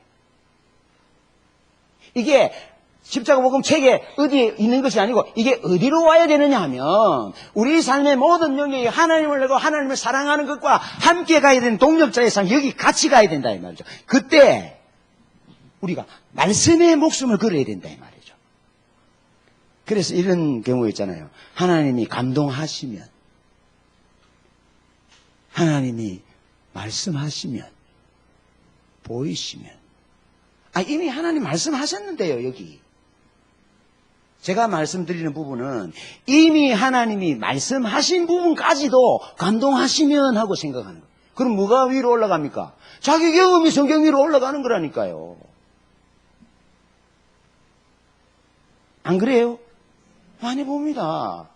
그래서 우리가 놓치는 거예요. 주님이 원수를 사랑하라 하면 마음이 정리가 되고 감동이 올 때까지 기다렸다가 감동이 오면 사랑하는 것이 아니고 이미 주님이 원수를 사랑하라 동포를 원망하지 말아라 말씀했기 때문에 어떻게 하는 거라고요? 사랑하는 거죠. 그런데 배우기는 잘 배웠어.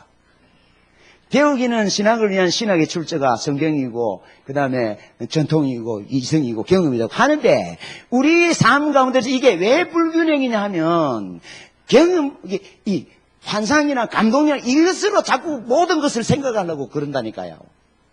물론 감동이나 환상이나 그림이나 이런 부분들이 필요할 때가 있습니다. 그런데 우리는 모든 것을 그렇게 생각한다면 이게 신앙의 불균형이고 이것이 정해놓은 거예요. 자기가 정해놓은 범주와 같다 이 말이죠. 알겠죠? 그러면 이 정해놓은 범주는 강도 만난 자에게는 그 수많은 이유들이 아무런 의미가 없다라고 말했잖아요. 주님이 말씀하신 부분인데도 선명히 보이는데도 감동하시면 할게요 말할 때 그때 하나님 입장에서 볼 때 감동은 의미가 없다 이 말이에요. 우리의 입장에서는 그 감동이 의미가 있을지 몰라도 하나님의 입장에서 이미 말씀해 놓으셨다니까요. 이미 용서하라, 이미 기도하라, 사랑하라, 주라, 베풀어라.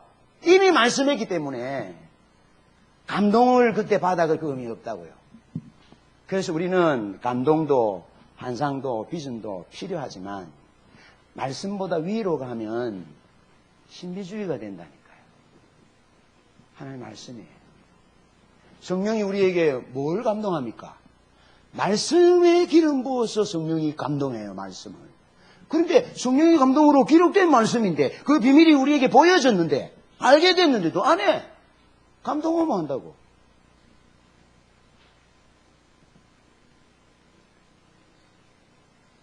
그래서 감동과 환상, 비전과 자신의 가치보다 우선되어져야 될 부분은 하나님 말씀이에요. 그래서 하나님이 그렇게 말씀하세요. 엘리 제사장에게 네가 나보다 아들들을 더 중히 여겼다.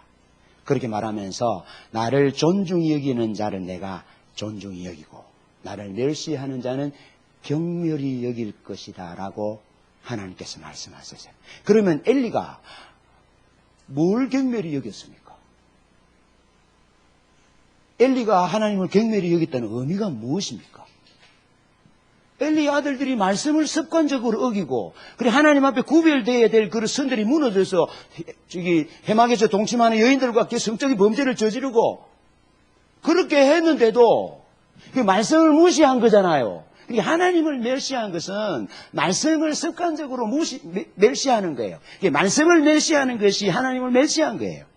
요즘 목사님 그렇게 설교하셨잖아요. 그래서 하나님이 세울 제사장은 하나님이 세우기를 원하는 칭찬하는 교회는 말씀의 목숨을 끄는 작은 능력을 가지고 말씀을 지키는 내 말과 내 마음의 뜻대로 행하는 사람을 내가 제사장으로 세울 것이라고 말씀한 거죠. 돌아가셔야 됩니다. 균형으로.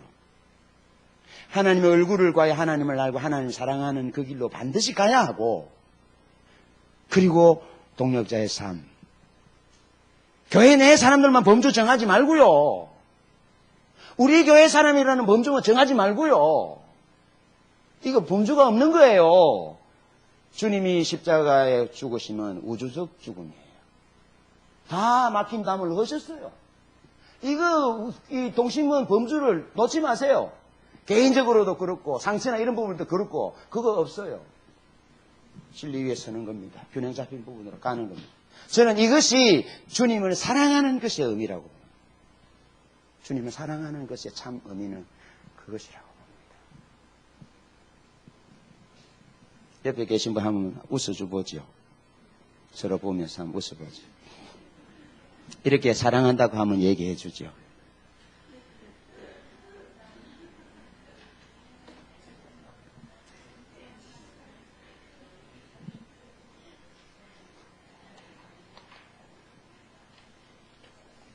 말씀대로 사셔야 합니다. 말씀대로 주고 주는 것이 복되다 했으니까 받으려 하지 말고 주고 섬기고 좁은 길 가고 좁은 문 가고 하늘에 썩어지는 밀이 되고 용서하고. 자, 용서라는 말이 나오니까 우리가 왜 용서가 안 되느냐 하면요, 과제 분리가 안 되는 거예요. 약간 철학적인 용어이기 때문에 말씀을 드리면 자기 과제가 있고 상대방의 과제가 있어요. 근데 주님은 마가복음 10장 45절에서 인자에 온 것은 섬김을 받으려 함이 아니고 섬기려 하고 자기 목숨을 많은 사람 대속물로 주려 왔다라고 말씀해요. 그게 예수님의 과제는 섬기는 과제예요. 원수까지라도 사랑하는 게 예수님의 과제예요. 상대방이 가룟 유다가 예수님 팔든지 팔아먹든지 베드로가 모른다고 3번 부인하든지 그거는 지가 할 일이고 예수님은 예수님의 과제가 뭐라고요? 섬기는 거, 사랑하고 자기 목숨을 다른 사람에게 대속물로 주는 것이 그 예수님의 과제라 이 말이에요. 자기 과제를 구분하라 이 말이에요. 그런데 김교회 목사님 그랬잖아요. 어떤 권사님이 기독불에 가서 입에 들어보니까 하나님 뭐 감사하고 뭐 이래 하다가 나중에 어땠습니까? 하나님 이러시면 안 되지요. 하나님 내게 이러시면 안 되지요. 그런데 이 사람은 과제 분리를 못했는데 무슨 과제를 분리 못했어요? 하나님이 하실 과제를 지가 가져온 거야. 지가. 여기 웃으시는 분은 수상쩍네. 여러분 기도해놓고 하나님 응답 안 하면 어떻게 하나요? 왜 응답 안 해주냐고. 과제를 분리하라니까. 응답은 누구의 과제예요? 하나님 과제라니까. 헌신하는데 하나님이 축복 안 해준다고 하나님한테 따져. 그 축복은 누구의 과제예요? 하나님 과제라니까. 신앙생활 잘하고 요리 막 하는데 남편이 뭐 엉뚱한 말 해. 그 요리하고 먹이는 것은 누구의 과제? 내 과제. 남편이 자기 마음 안 알아주고 요리 맛있다고 안 해주는 것은 누구 과제? 그 남편의 과제.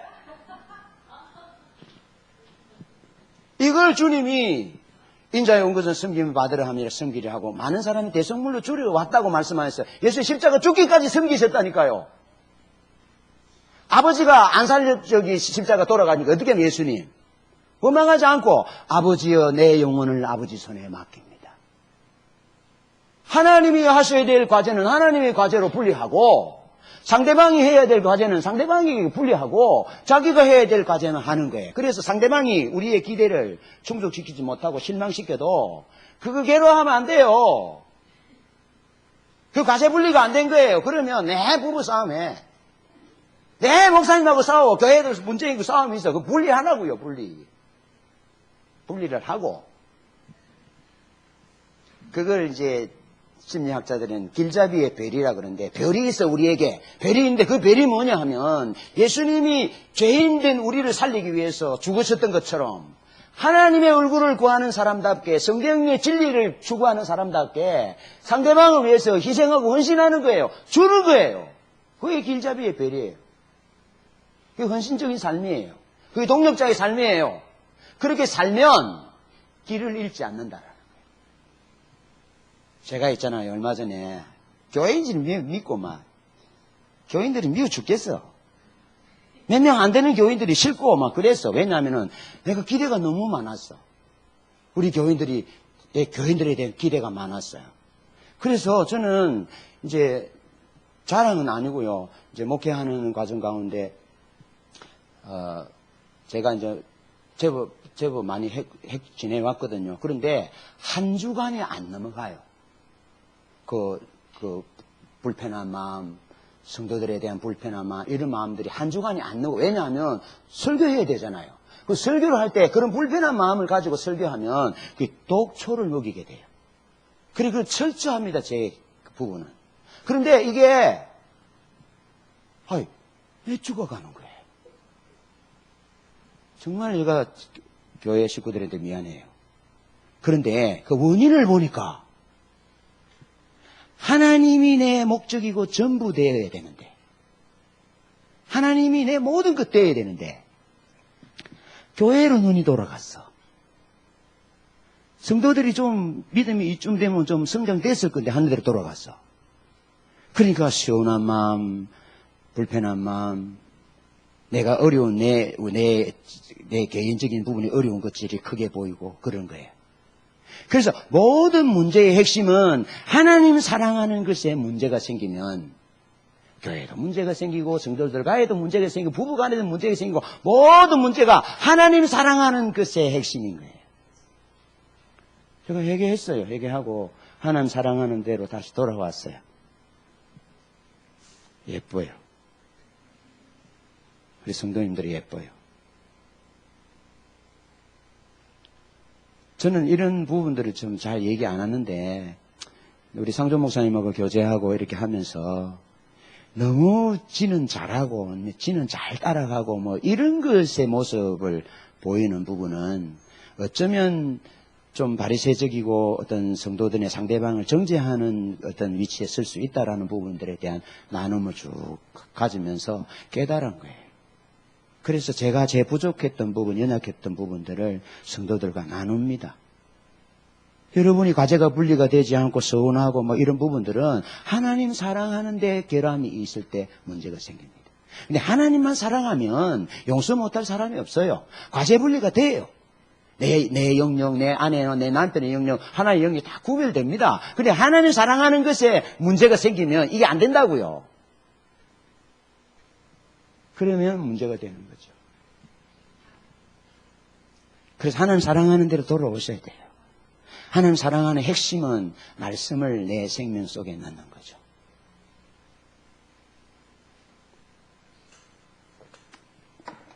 목사님들이 여기 있으면 내 설교가 길어지네 했더니 이제 챕터 3개 중에 1개 했는데 벌써 4시네요. 와, 빨리 하겠습니다. 자, 두 번째 보겠습니다. 두 번째 동력자는 하나님의 마음을 헤아릴 때 동력자가 돼요. 하나님의 마음을 헤아릴 때. 이게 하나님의 마음을 헤아리면 하나님의 동력자가 되고요. 남편의 마음을 잘 헤아리면 남편의 좋은 동력자가 되고, 아내의 마음을 잘 헤아리면 아내의 좋은 동력자가 되고, 목회자의 마음을 잘 헤아리면 목회자의 좋은 동력자가 돼요. 그래서 동력자는 주님의 의중과 그 마음을 잘 아는 부분인데, 베드로가 예수님이 부활하셨다는 사실을 알았어요. 알았음에도 불구하고 디베라로 물고기 잡으러 갔어요. 그때 자기만 간 것이 아니고 6명의 동료들을 데리고 갑니다. 나는 물고기 잡으러 갈 건데, 요한 뭐하노? 날도 덥고 그런데 고생했지. 찬바람이 불면 감성돔이 올라오겠네. 야, 그 손맛 지기는데 내가 갈 낀데 니는 오든지 뭐 알아서 해라. 내일 가려고. 도마, 내 수임도 부인하고 그랬는데 내 물고기 잡으러 갈 낀데 갈래? 그래, 갔어요. 7명이 갔어요. 그래서 고기를 잡습니다. 고기를 잡는데 왜 베드로가 주님이 부활하셨다는 사실을 알고서도 고기 잡으러 갔겠냐라는 거죠. 미스테리죠. 네. 요한복음 18장 한번 봅니다. 18장 13절 읽어봅니다. 28절 2절 시작. 먼저 안나스에게로 끌고 가니 안나스는 그의 대제사장인 가야바의 장인이라. 그들이 예수를 가야바에게서 관정으로 끌고 가니 새벽이라. 그들은 더럽힘을 받지 않고 유월절 잔치를 먹고자 하여 관정에 들어가지 아니하더라. 그리고 예수님을 체포했어요. 체포해서 먼저 누구에게로 데려갔다고요? 안나스에게로 데려갔어요. 왜 데리고 갔을까요? 안나스를. 학자들이 이렇게 말합니다. 안나스가 제사장을 로마에게 성전을 통해서 돈벌이를 해가지고 로마 정부에 돈을 바쳐서 제사장의 지위를 자기도 하고 사이도 하고 가문이 다 해먹었어요. 그 규정을 만드는 사람이 안나스가 아닌가 학자들이 말해요. 그럼 예수님이 성전 청결 사건을 돈 바꾸는 사들과 비둘기 파는 자들의 상을 다 뒤엎었잖아요. 그러면 누가 제일 노예했겠어요? 안나스가 제일 노예했으니까 이놈 잘 됐다. 그러면서 누구에게로 데려갔겠어요? 안나스에게로 먼저 데려갔다고 볼 수 있습니다. 먼저 안나스에게로 데려갔어요. 물론 다른 이유들도 있겠지만 그렇게 학자들이 그렇게 얘기한 사람도 있다 이 말이죠. 이해가 되죠? 자, 그러면서 그 28절에 보면 또 누구에게로 데려갑니까? 가야바에게로. 그러면 장인어른과 사이가 같이 살았단 말이에요. 다른 집에 살았단 말이에요. 다른 집에 살았단 말이에요. 자, 그 다음 절 보여주실래요? 누가 22장 61절 시작.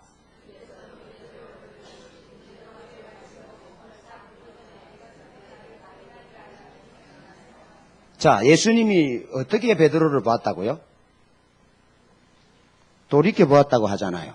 그럼 예수님이 누구에게 잡혀갔어요? 제일 처음에 안나스의 집에 가서 신문을 받고, 그리고 이제 어디로 갔다 그랬죠? 가야바의 집으로 가려고 이제 가는데 베드로가 불 쬐고 있다가 비자에 의해서 나는 예수 모릅니다 하고 한 번, 두 번, 세 번 부인합니다. 그때 주께서 돌이켜 베드로를 보시니 주님이 돌이켜서 안나스의 집에서 가야바의 집으로 가시려고 돌이켜 나오실 때 누가 누구 마주친다고요? 베드로가 예수를 부인해버리고 난 뒤에 오면 모르는데 나 예수 모릅니다 할 때 예수님이 다 본 거예요.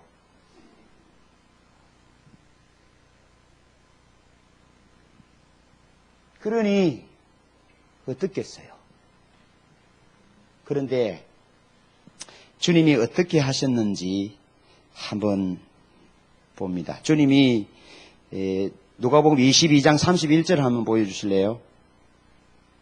누가복음 22장 31절 혹시 없나요? 네, 됐습니다. 그러면 알겠습니다, 전사님. 주님이 베드로가 잡힐 때 이렇게 잡히기 전에 말씀하세요. 시몬아 시몬아 사단이 밀 까부르듯 하려고 너를 내게 청구했지만 나는 너의 믿음이 떨어지지 않기 위하여 너를 위하여 기도했다. 너는 돌이킨 후에 내 형제들을 굳게 해라 하셨어요.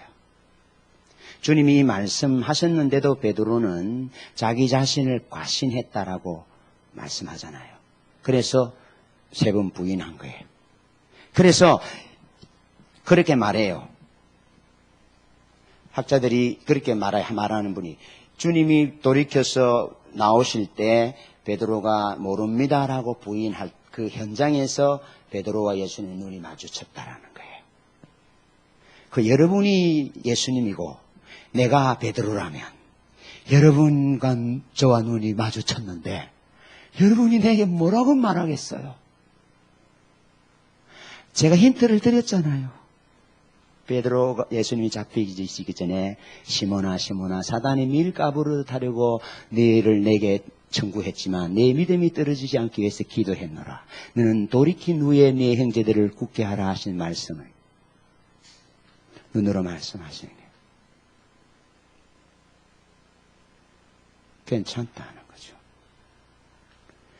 우리 주님이 우리가 알아야 되는 부분은 우리가 연약해서 실수하는 부분들은 아신다는 거예요. 그리고 실제로 베드로는 마태복음 26장 이후에 보면 예수님이 어떻게 되나 보려고 그 결국을 보려고 예수님을 따라가거든요. 예수님을 사랑해서 따라가거든요. 그래서 베드로는 겟세마네 동산에서 가슴에 칼을 품고 있다가 대제사장 종의 말고의 길을 잘랐던 사람이죠. 어쩌면 그 칼을 가지고 예수님이 잡혀가는 뒤로 가슴에 칼을 품고 예수님 따라갔는지도 모릅니다. 예수님 구출하려고. 여차하면 구출하려고. 그렇게 따라갔는데 세 번 부인하게 된 거예요. 그럼 주님이 그 일련의 과정들을 아시겠어요? 모르시겠어요? 다 아세요. 그러니까 주님의 눈과 베드로의 눈이 마주쳤을 때 주님께서 말씀하셨다면 여러분이 주님이고 내가 베드로라면 뭐라고 말씀하시겠죠? 좀 말씀 좀 해주세요.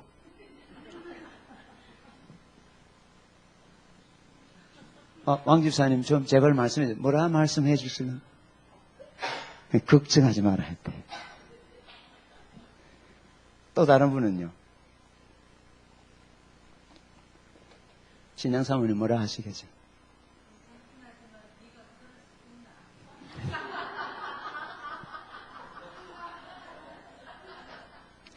주님이 그렇게 말씀하신 것이 생각나서 베드로가 이제 울었죠.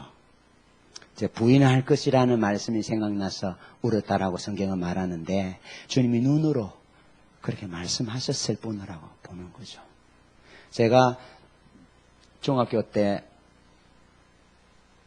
까까머리 중학교 때 우리 동구 앞 가에 우리 어머니 키가 작아서 물을 제가 떠오려고 갔더니 이 천사가 나타났어요. 천사가 나타나서 저를 딱 보는 순간에 뭐라고 말하는지 메시지가 왔어요. 희한하대요. 그런데 저를 너무 신령하게 봐서 그런데 그 꿈이에요. 신앙사모님 실망하시는 것 같은데 주님이 눈으로 그렇게 말씀하시지 않았을까? 주님이 시몬에게 시몬아 시몬아 사단이 밀가부르던 너를 내게 청구했지만 네 믿음이 떨어지지 않기 위해서 기도했다. 네가 형제들을 돌이킨 후에 형제들을 굳게 하라. 그 절박한 상황 가운데 주님이 말씀하시지 않았겠냐 하는 거죠. 이게 그 현장에서 주님을 부인하는 그런 부분들, 또 주님의 긍휼 있고, 그래 자신이 없어서 돌아간 거예요. 옛날로 돌아간 거예요. 옛날로 돌아갔는데, 돌아가서 물고기를 잡습니다. 물고기를 잡는데, 한 마리도 못 잡았습니다. 빈배입니다. 빈배. 여러분, 여기서 제가 함께 나누고 싶은 얘기는, 저는 여러분보다 이 본질을 추구하는 길에 많이 늦게 왔습니다. 또 많이 부족하고 그런데 이제 교회가 개척교회고 교인들이 많지 않고 이러니까 어렵잖아요. 그러니까 이제 동기들이 좋은 교회에 있다고 오라고 가라고 자꾸 소개하는 거예요. 그랬더니 안 간다고. 그런데 어떤 분은 헌신예배 설교하러 오라고 그래서 헌신예배 설교하고 왔더니 나중에 지나서 하는 얘기가 정 목사 거기 갔다 왔나 그 교회 그래 예 그러니까 웃으면서 그 선보러 갔대 이런 거예요. 네? 그 자기들은 내보고 헌신예배 설교하러 오라 해놓고 자기들은 자기 교회 모시려고 선봤다라는 거예요. 그냥 안 갑니다. 거기 안 갑니다. 안 간다고. 그렇게 계속 들어오는 거예요. 얘기가 뭐냐면, 신앙의 본질을 추구하는 하나님이 이 마지막 때에 세우기를 원하는 그런 목회자, 그런 성도, 그런 교회가 되기로 하나님 나를 초청하셨는데, 제물교회 선교회를 통해서 초청하셨는데, 그래 여기 앉아있다, 이 말이에요. 그런데 내가 교회가 어려우니까, 아이들 대학 둘 다니죠. 뭐 그러니까 돈도 많이 들고 하니까, 보니까 안 돼서 다른 좋은 교회 가라고 소개한 거예요. 근데 그 좋은 교회는 신앙의 본질을 추구하는 것이 아니고, 왜곡된 신앙 체계 가운데 있는 교회들인 거예요. 그런데 이틀 밤 꿈을 겹쳐서 꾸었어요. 그거 뭐냐면 아내여 용서하시오. 어느 날 또 꿈을 꾸니까 제 아내가 다른 목사님 무릎 위에 딱 앉아 있는 거예요. 그래 깨니까 기분이 참 안 좋았어요. 그리고 그 다음날 또 꿈을 꾸는데 또 다른 목사님, 두 번째는 다른 목사님이에요. 다른 목사님 무릎 위에 또 내 아내가 딱 앉아 있는 거예요. 그래서 꿈을 꾸고는, 이게 메시지가 있는 꿈인데, 바로왕이 꿈처럼, 느부갓네살이 꿈처럼, 이 메시지가 있는 꿈인데, 여러분, 그래 안 느껴져요? 범상치 않은 꿈이에요. 근데 제가 이미 말씀 위에 우리의 신앙이 서야 된다고 강조했기 때문에 꿈 얘기해도 여러분 안 흔들리죠? 예. 그 꿈을 깨고는 순례사모님 가만 생각을 했어요.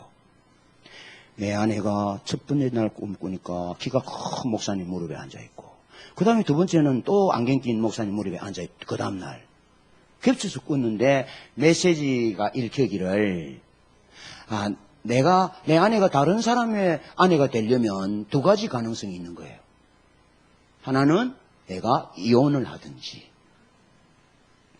두 번째는 내가 차마 말씀 못한 내가 죽든지 목숨을 잃든지. 그럼 저는 이제 그 보수적 신앙으로 말씀을 양육받고 또 목회자잖아요. 그런데 목회자 이혼할 수 없잖아요. 그죠? 내가 죽을지언정 이혼을 못한. 그렇다면 결론은 뭡니까? 내가 죽는다라는, 이게 내 스스로에게 내리는 결론이에요. 여러분들이 내보고 죽는다 하면 안 되니까 말씀 안 하셨죠? 그래서 제가 정신을 차렸습니다. 지금까지 오고 있고요. 여러분, 중요합니다. 하나님의 의중을 아는 것이 중요합니다.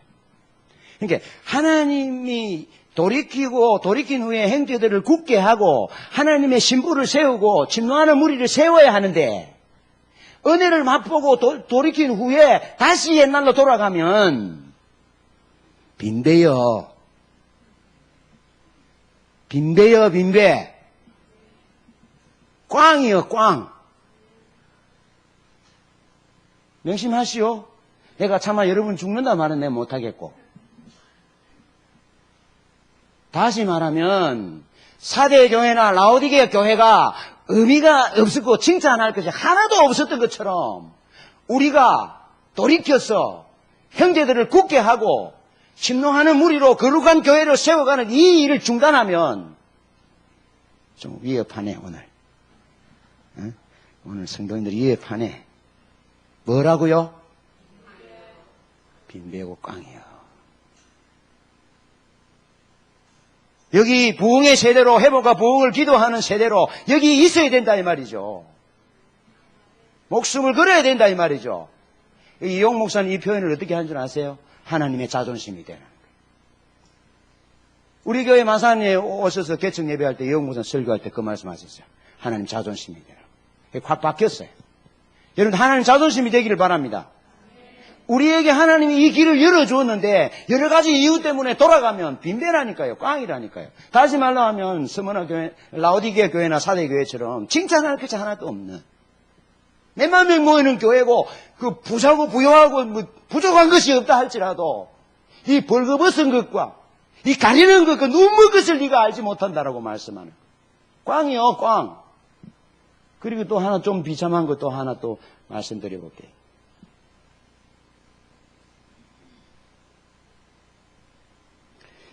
요한복음 21장 4절로 7절 한번 보여주실래요?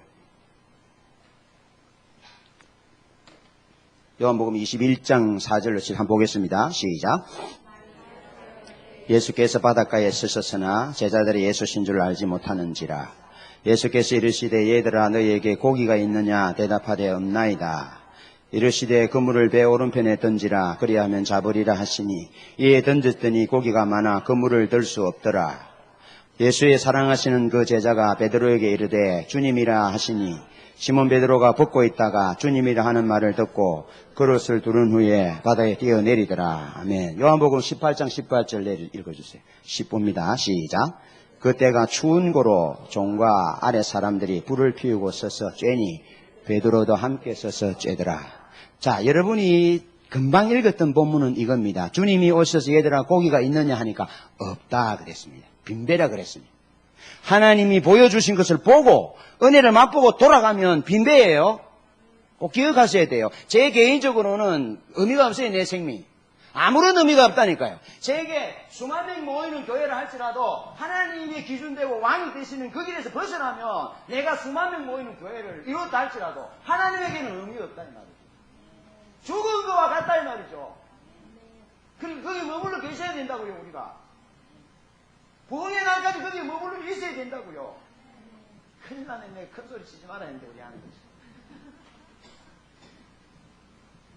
그게 있어요. 그런데 또 하나 비참한 것은 이게 무슨 얘기냐 하면은 베드로가 벗고 있었어. 그죠? 벗고 있다가 주님이 사랑하는 제자가 주님이다 그러니까 어떻게 합니까? 겉옷을 두르고 뛰어내렸다는 거예요. 그런데 18장 18절에서 그때가 어떤 때였다고? 추운데. 추운데 베드로가 왜 위 옷을 벗고 있었을까? 시몬이라는 책의 저자는 이렇게 말합니다. 옛날에 저희 아버지가 여름 되면은 모깃불을 피우고 하늘의 별을 보면서 수제비를 먹고 했던 그런 추억이 있어요. 신앙사람도 추억이 있죠. 예, 참 그 별이 막 있고요. 저 별은 나의 별, 저 별은 너의 별, 막 그러면서 북두칠성 뭐 다 하고 뭐 북극성 뭐 이런 거 다 하고 했는데 그 평상을 만들었어요 아버지가.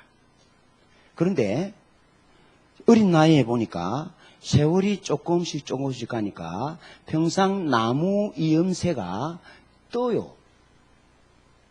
이게 완전히 건조되지 않는 나무로 이제 그 평상을 만들었기 때문에 마르면서 그 사이가 뜬 거예요. 자, 그게 이해가 됐어요. 시몬이라는 책의 저자가 얘기가 이해가 돼요. 시몬이 주님을 따르면서 배와 그물을 버려두고 주님을 3년 따랐잖아요. 그러면서 주님이 부활하신 사실을 알고서도 현장에서 들통나고 모른다고 부인하고, 그럼에도 불구하고 주님이 책망하지 않고 돌이킨 후에 내 형제를 굳게 하니까 도저히 주님 앞에 자신이 없어서 옛날로 돌아갔잖아요. 그게 빈배였다라는 거예요. 그런데 어떻게 해서 빈배가 되었느냐 하면, 밤새도록 물고기를 잡았는데 빈배야. 그런데 여러분, 경기에 자주 나가야 안타도 치고 하는데, 시몬 베드로가 3년 동안 배 두고는 왔으니까 배 틈새가 나서 그 틈 사이로 물이 들어왔다라는 거예요. 그래서 시몬 베드로가 겉옷을 벗고, 이 타이밍에 있어야지 겉옷을 벗으니까 좀 덥거든요. 겉옷을 벗어가지고 이 틈새 사이를 막으려니까 막혀져요, 안 막혀져요? 그러니까 안 막혀지니까 여기 안에 있는 속옷을 벗었어. 부드러운 속옷으로 그 틈새를 막은 거예요. 이해되시죠? 날씨는 어땠다고요? 추웠어. 고기는 있었어요, 없었어요? 물고기라도 많으면 신이라도 날 텐데, 주님을 떠나가 돌이키고 회복된 후에 형제를 굳게 해야 될 사람이, 그것이 주님의 마음인데, 주의 마음을 안 그가 그 옛날에 돌아가니까 빈배인데, 그 빈배가 그냥 빈배가 아니고 그 추운 날에 옷부터까지 벗고 그 틈새에 물이 새는 것을 배가 침몰되지 않도록 막아가지고 그렇게 있는 거예요. 그래서 사랑하는 제자가 주님이다 하니까 겉옷을 들은 후에 받아들이는, 주님이 우리를 향한 주님의 마음과 주님의 열정과 열심, 우리가 어떤 자가 되기를 원하는지, 어디에 서야 되는지를 그 마음을 알아야 된다. 그럼에도 주님은 긍휼이 풍성하셔서 오셔서 고기를, 배 오른편에 고기 던져라. 고기 많이 잡고 153마리의 고기가 잡히고, 그걸 회복해 주잖아요. 빈배를 만선의 배로 회복시켜주고, 그리고 또 오니까 이제 가에 오니까 불이 피어져 있고, 떡도 준비되어 있고, 생선도 준비되어 있고, 그런데 아무도 말하지 않는, 여러분 같으면 그 상황 가운데 주님을 도망쳤는데 성큼성큼 가서 배고프다고 생선 먹겠어요? 떡 먹겠어요? 그런데 성경은 뭐라 그러냐면, 주님이 가셔서 그 떡과 생선을 가져다가 제자들에게 주었다라고 말합니다. 이게 우리 주님이에요. 주님은 우리가 회복되기를 원해요. 돌이키기를 원해요. 그리고 우리가 사역하고 신앙생활 하는 근거는 열리고 어떻게, 그게 근거가 아니고 주님의 사랑과 긍휼과 용서와 자비의 토대 위에 우리가 서 있음을 아셔야 돼요. 그리고 반드시 그 길에 있으면 우리는 승리한다니까요. 만선의 은혜가 있다니까요. 거기에만 있으면 그게 주님이라니까요. 그래서 안 되는 것 때문에 괴로워하지 말고요. 교인이 좀 부족해도 괴로워하지 말고요. 한상이나 하나님 음성 듣는 것이 좀 부족해도 하도 괴로워하지 말고요. 하나님의 긍휼의 토대 위에 서셔야 돼요. 그럼 주님이 오셔서 하시는 거예요. 주님이 주님의 목적을 이루시는데 그 마음을 우리가 알아야 된다. 그 주님의 마음을 알아야 돼. 그래 주님이 그렇게 말해서 나는 제사를 원치 아니하고 긍휼을 원한다. 그것을 너희들이 알았으면 정죄하지 않았을 것이다라고. 그러니까 우리가 옆에 사람 좀 모자라고 이런 분들도 과제를 분리해서 그를 긍휼히 여기는 게 주님처럼. 긍휼이 그랬잖아요. 긍휼이 주님의 사랑을 토대로 하여 상대방에게 계획한 하나님의 계획과 뜻이 이루어지도록 최선을 다해서 상대방을 돕는 것이 긍휼이라 했잖아요. 그래서 주님이 우리를 어떻게 보신다고요? 긍휼히 여기신다니까요. 하나님 아버지가 계획하신 그 계획이 이루어지도록 우리 입장에서 우리를 위하여 최선을 다해서 도우시는데 어떻게 도우십니까? 하나님 우편에서 우리를 위하여 기도하시고 성령이 말할 수 없는 탄식으로 성도를 위하여 아버지의 뜻대로 기도한다. 그래서 현상이나 지금 현재의 형편이나 그런 것에 기죽지 말고요. 주님이 우리를 회복시킨다. 내가 신앙의 본질 가운데서 하나님을 알고 사랑하며 동력제 삶 가운데 계속 추구하면 하나님 그분이 하신다. 그런 믿음을 가졌어야 돼. 그런데 반격으로 떠나면 빈배예요. 벗은 몸이 돼요. 그러면서 이제 마지막으로 이 주님의 긍휼과 사랑과 자비의 마음, 우리가 잘 되기를 원하는 마음, 회복시키기를 원하는 마음, 빈배를 채워주기를 원하는 마음, 그 물이 새는 배 가운데 저절한 상황 가운데 오셔서 어떻게 용기가 없어서 음식도 먹지 못하는 그런 주눅든 자들에게 친히 오셔서 음식을 주시고 엘리야를 어루만지셨듯이, 그 어루만진다는 표현은 엘리야가 회복될 때까지 만지셨다는 표현이에요. 주님 그렇게 하신다고요. 3번 모른다고 부인했으니까 3번 물어보고 회복시켜 주시고, 불 앞에서 모른다고 했는데 숯불이 피어진 곳에서 네가 나를 사랑하느냐 그렇게 3번 물었잖아요. 그러니까 주님이 그렇게 말씀하셨어요. 네가 내 양을 먹이라, 내 양을 치라, 그렇게 말씀하세요. 이제 3번째로는 사랑하는 자의 몫이에요. 하나님을 사랑하는 자가 감당해야 될 몫, 또 하나님의 사랑받은 사람이 감당해야 될 몫이 뭐냐라는 거예요. 주님이 시몬 베드로에게 요한의 아들 시몬아 네가 나를 사랑하느냐, 그러니까 예, 내가 사랑하는 줄 주님께서 아십니다. 내 양을 먹이라. 요한 아들 시몬아 네가 나를 사랑하느냐 하니까 예, 내가 주님을 사랑하는 줄 주님께서 아십니다. 내 어린 양을 치라. 또 네가 나를 사랑하느냐 하니까 베드로가 근심하여 내가 주님을 사랑하는 줄 주님께서 아십니다 하니까 내 양을 먹이라라고 말씀하셨어요. 아멘? 말씀하세요. 이 말은, 우리말은 내 양을 먹이라, 내 양을 치라, 내 양을 먹이라 그렇게 말하지만 그리스 사본의 그리스 말은 아르니온, 예? 아르니온, 내 양을 먹이라는 부분은 아르니온, 한번 따라해볼까? 아르니온, 프로바티온, 프로바톤, 세 음이에요. 아르니온은 어린 양, 예. 아르니온은 어린 양, 프로바티온은 성장기에 있는 청년 같은 양, 프로바톤은 다 성장한 완숙한 양. 그 양을 먹이라는 거예요. 그런데 사랑하는 것에, 주님을 사랑하는 것에 문제가 생기면 교회도 부부간에도 자녀간에도 문제가 생기는 것처럼 주님을 사랑하는 데 문제가 생기면 아르니온, 프로바티온, 프로바톤에 문제가 생긴다는 거예요. 그러니까 유치하기는, 어린 사람을 유치하게 본다 이 말이죠. 주님을 사랑하는 데에 결함이 있으면 자기보다 수준이 낮은 사람은 이렇게 본다 이 말이죠. 당시 예수님 시대에 바리새인들이 그렇게 했던 것처럼, 레위인들과 제사장들이 정해놓았던 것처럼 정해놓는 거예요. 이 이웃이 아닌 것처럼 정해놓는 거예요. 아르니온. 그리고 프로바티온, 이제 성장기에 있는 청년 같은 그런 경쟁자라는 거예요. 경쟁 구도 가운데 미워하고 질시하는 사람이 얼마나 많은지 모릅니다. 프로바톤, 나보다 좀 높은 사람, 잘 사는 사람. 주님을 사랑하는 데 결함이 있으면 유치하다고, 라이벌 의식이 있다고, 나보다 돈이 많고 뭐 배운 게 있어요, 지금 보기 싫다고 열등감에 빠져서 그 사랑하지 않는다 이 말이죠. 섬기고 사랑하는 데에 문제가 있다 이 말이죠.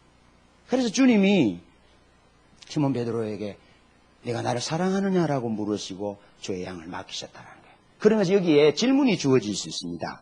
베드로는 이제 목회자로서 목회를 해야 되잖아요. 목회를 해야 되는데 설교는 어떻게 하고 신방은 어떻게 하고 뭐 병자들은 어떻게 하고, 이런 목회의 방법적인 부분들에 대해서 주님이 언급하지 않고 원론적인 부분에 대해서 말씀한 거예요. 방법은 무수히 많은데 이미 말씀했다는 거예요. 그러면 그 수많은 말씀했던 것을 또 말씀하려면 또 3년을 가야 되는데, 그 주님이 시몬 베드로에게 핵심적인 부분이 뭐냐면 네가 나를 사랑하느냐 하는 거예요. 방법에 있는 것이 아니라니까요. 우리에게 주시는 하나님의 메시지는 뭡니까? 성경에 15년 된 사람도 있고 10년 온 사람도 있고 2년 3년 된 사람도 있는데 다 다르다라는 거죠. 그 핵심은 뭐냐면 네가 주님을 사랑하느냐가 핵심이라는 거예요. 여러 가지 목회적인 부분에 가르치 중요한 부분들이 있지만 주님이 물으신 것은 네가 나를 사랑하느냐라는 거예요. 제가 이 얘기를 하고 이제 마칠 겁니다.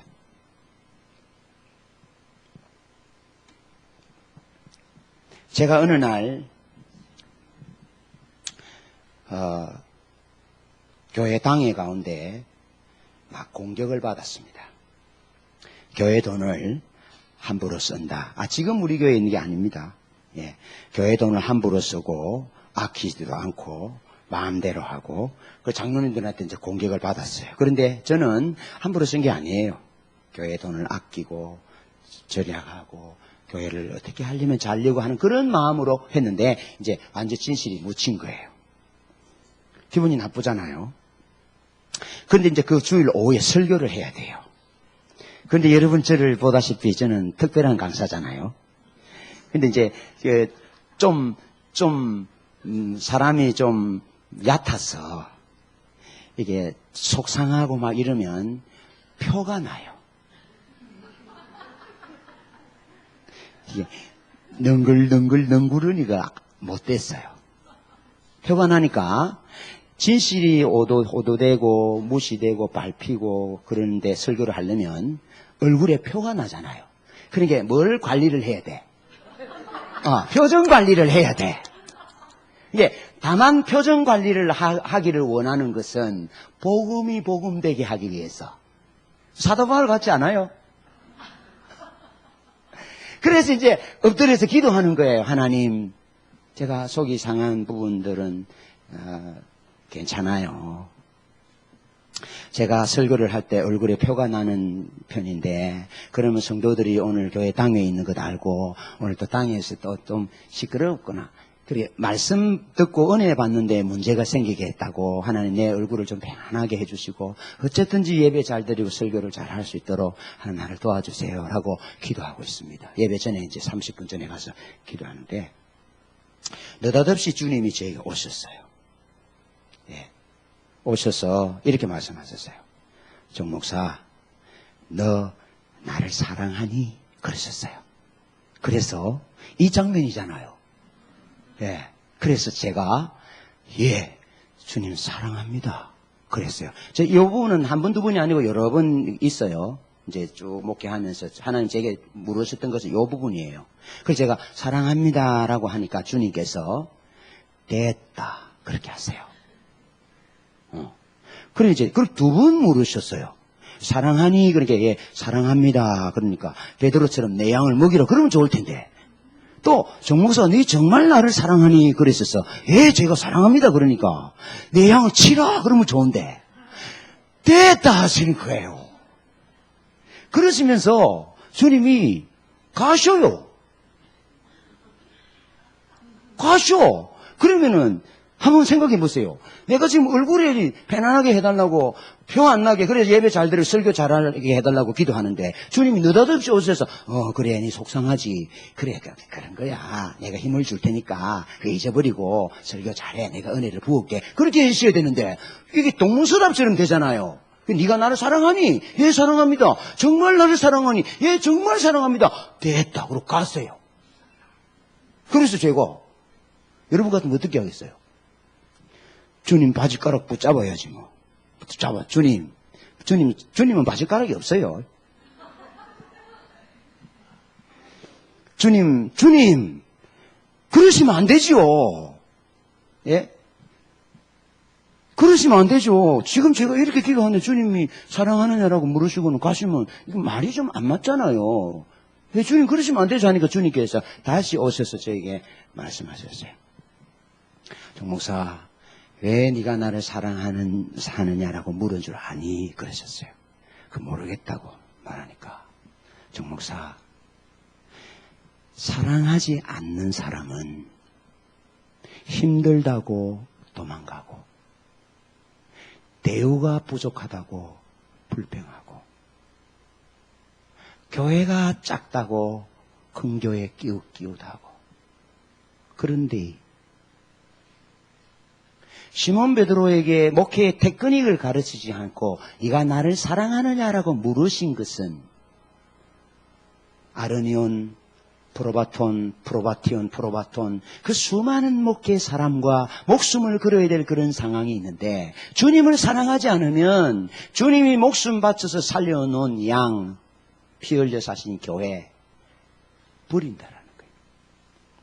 그래서 네가 나를 사랑하느냐라고 물으셨던 거예요. 그 사랑한다고 하니까 내 양을 먹이라 말씀하시면서 주님은 요한복음 19장에 십자가 곁에 예수님의 어머니 마리아가 서 계신 것을 보시고 주님이 사랑하시는 제자가 있습니다. 그래서 어머니에게 어머니 아들입니다. 그 사랑하는 제자에게 이제는 네 어머니다 하신 거예요. 주님이 피 흘려 죽음으로 살려주신 주님의 양과 교회를 주님은 누구에게 맡겼습니까?